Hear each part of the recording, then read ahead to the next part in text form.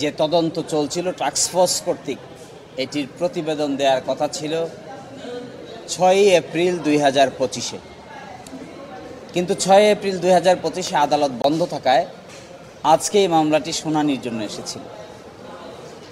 এই শুনানির এক পর্যায়ে রাষ্ট্রপক্ষ কী পরিমাণ তদন্ত করা হয়েছে, কি প্রগ্রেস আছে, এই মর্মে একটি আংশিক রিপোর্ট আমাদেরকে দেখিয়েছেন।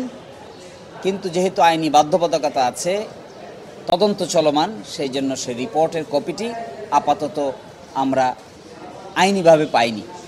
আদালতেও জমা না দিয়ে আদালতের সামনে উপস্থাপন করেছেন। তিনি আদালতকে এটি আশ্বস্ত করেছেন যে তদন্ত চলছে, তদন্তের প্রগ্রেস আছে, বেশ কিছু কাজ করা হয়েছে। আমেরিকা সহ বিভিন্ন জায়গায় ডিএনএ টেস্টের জন্য রিকোয়েস্ট পাঠানো হয়েছে এবং এগুলো আসার জন্য আরও কিছু সময়ের প্রয়োজন। তদন্তকারী কর্মকর্তা যিনি ছিলেন তিনিও আদালতে উপস্থিত ছিলেন। এই প্রেক্ষিতে রাষ্ট্রপক্ষ 9 মাস সময় চেয়েছিল, আমরা 3 মাস সময়ের কথা বলেছিলাম।